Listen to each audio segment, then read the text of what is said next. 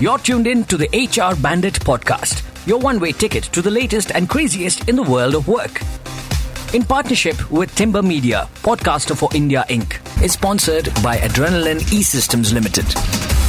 Hello. Welcome to HR Bandit. This is your host Apoorva.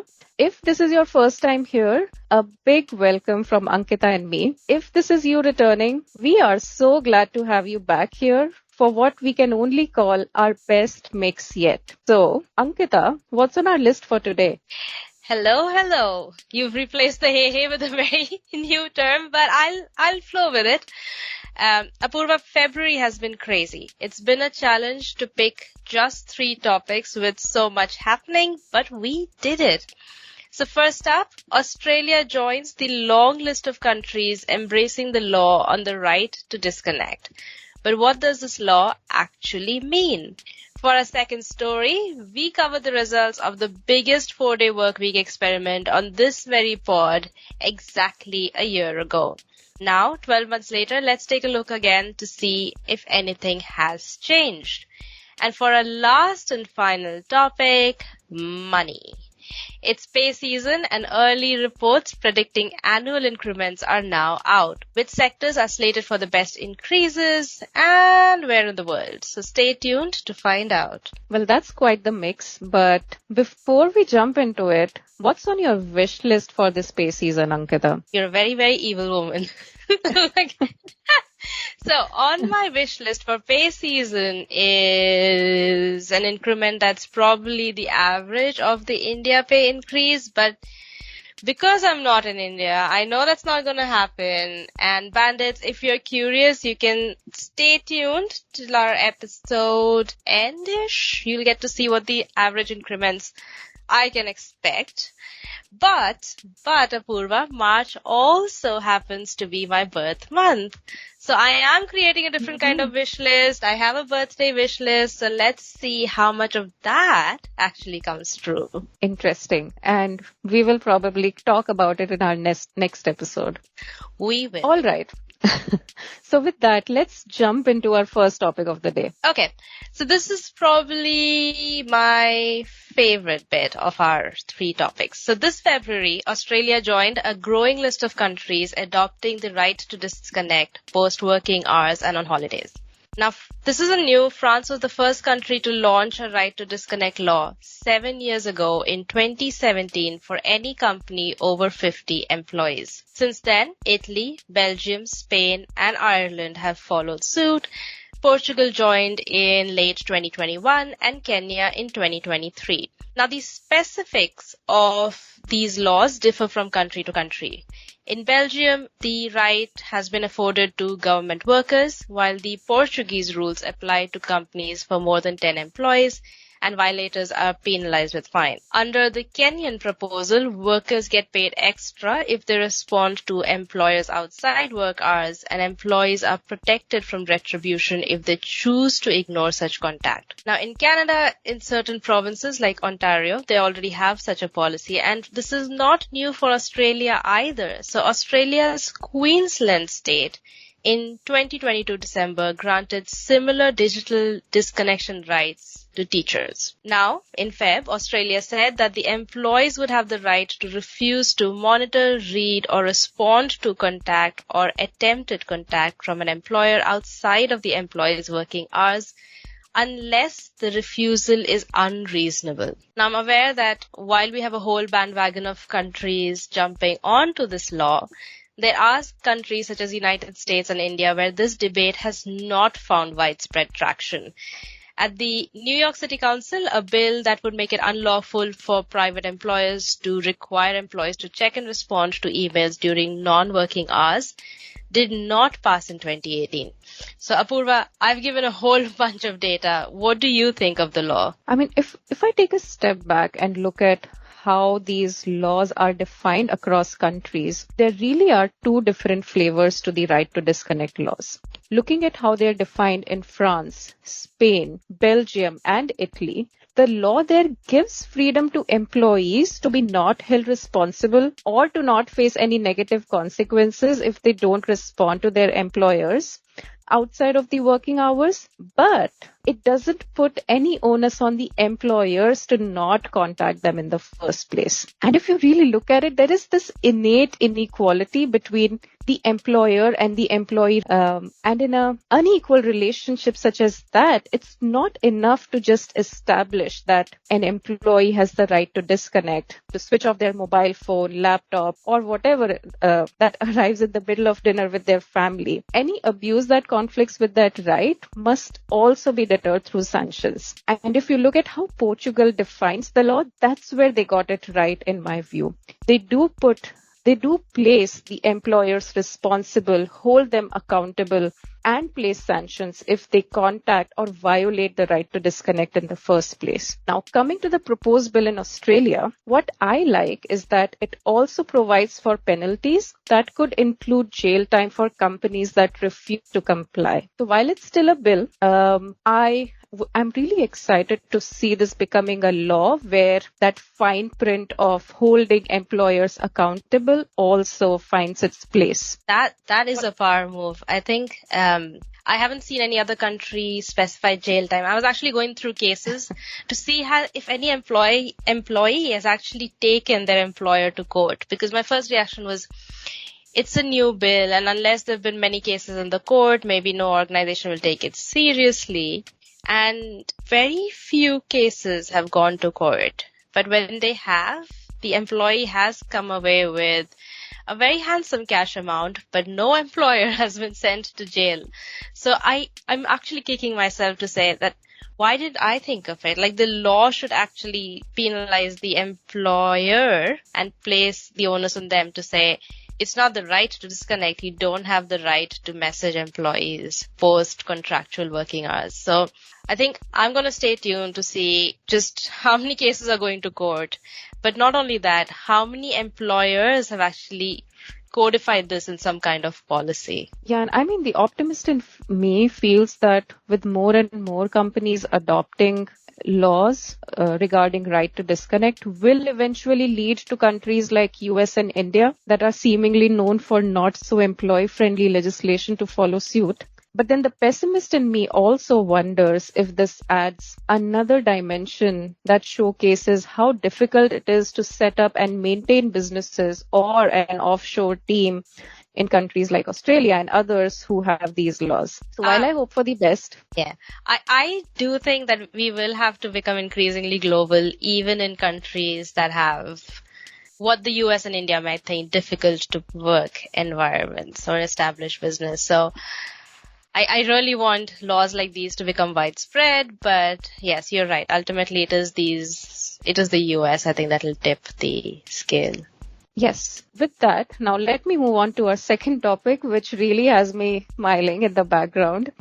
So in our predictions pod, Ankita, you called this out as not a trend, but here we are a month later talking about it. The 1-year anniversary of the biggest 4-day experiment in the world is grabbing some media attention yet again. As a quick reminder for our listeners, for 6 months between June and December 2022, workers at 61 companies in the United Kingdom worked 80% of the usual hours for the same pay in exchange for promising to deliver 100% of their usual work as a research in partnership with Cambridge and Oxford universities and Boston College. The trial was a huge success, and a year later, 89% of the companies are doing it for yet another year and 51% are making it permanent. Now, with that summary, Ankita, are you changing your mind about your prediction? Absolutely not.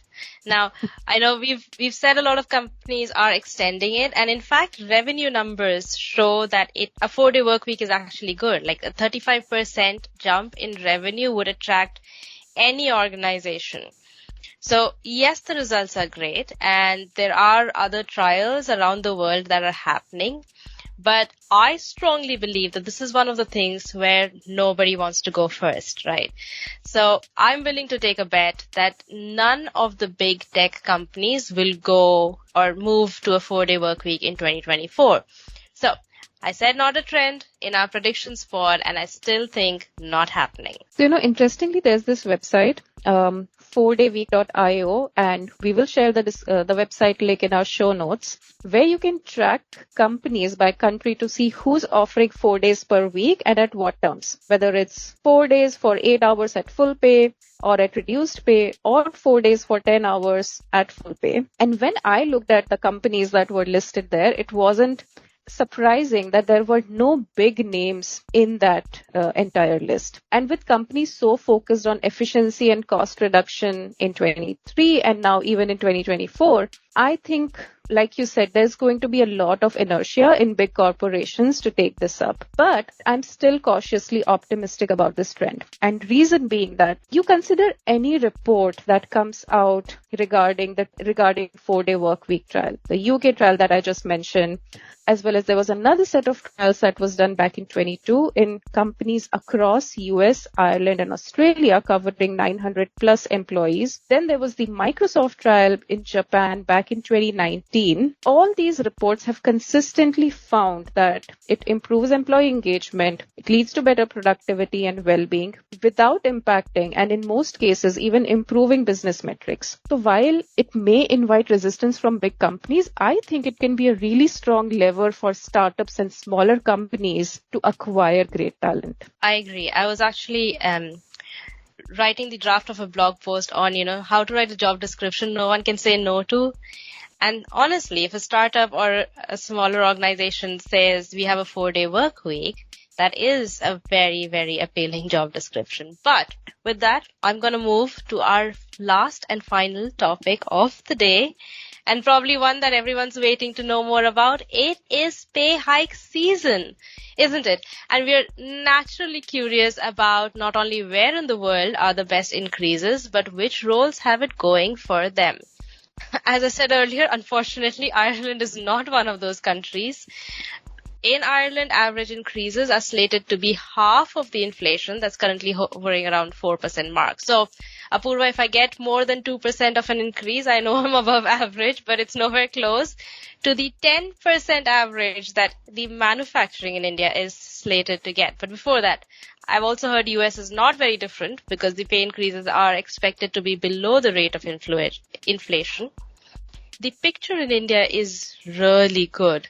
The inflation is hovering currently at around 6%, and if early reports are anything to go by, the average percentage of increases are over 9.5%, with manufacturing and life sciences sector likely to pay out the highest average increments of 10%, and this is according to the Deloitte Increments Trend Survey. So I'm going to go into a bit more detail about how different countries are seeing their budgets unfold for 2024. So according to a report by Willis Towers Watson, the global average planned increases are to the tune of 5%, which is 0.3 percentage point below the actual of 2023. But it is in line with the 5% average increase granted in 2022, which is super interesting because 2022 was also the year where a bunch of big tech companies really increased their budgets by coming up with new pay ranges in many geographies, including the US. Now, for 2024, in addition to India, Mexico at 6.4%, Brazil at 5.9%, and China at 5.4% are geographies where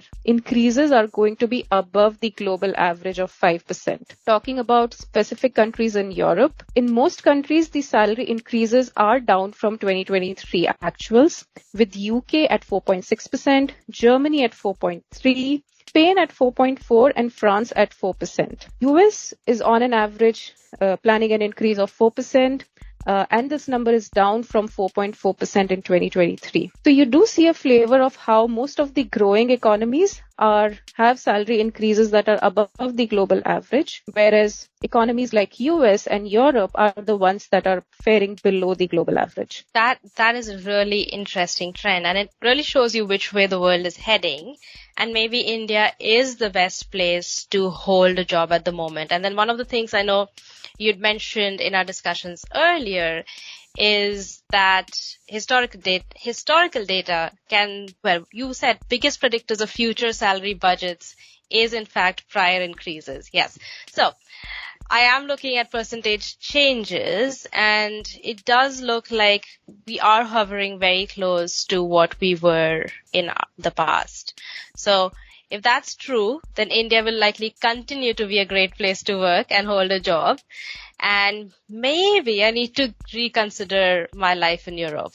So we are moving on, but before we go, there are 3 other stories you need to know today. I said February was a very full month, so here are the 3. First, February has been difficult for the tech sector, which continues to see job losses at many high-profile companies such as Sony, Bumble, Expedia, and Snap. Second, IKEA now has its own malls and is launching co-working spaces. So WeWork has more competition than it would have liked. And I'm really interested in walking into one, and I think they're calling it Hey. So let's see how that works out for IKEA. And lastly, and probably the most important news, is that Apoorva and I got to meet in person in California after what feels like forever. So if that isn't the best way to end our pod, I don't know what is. You took me by surprise there, Ankita. I didn't realize you were going to mention that. But bandits, if you want to see a photograph of your host together, head over to our LinkedIn and Twitter while you are there. And do not forget to let us know which story was your favorite from today's episode and what you would like to see in the future.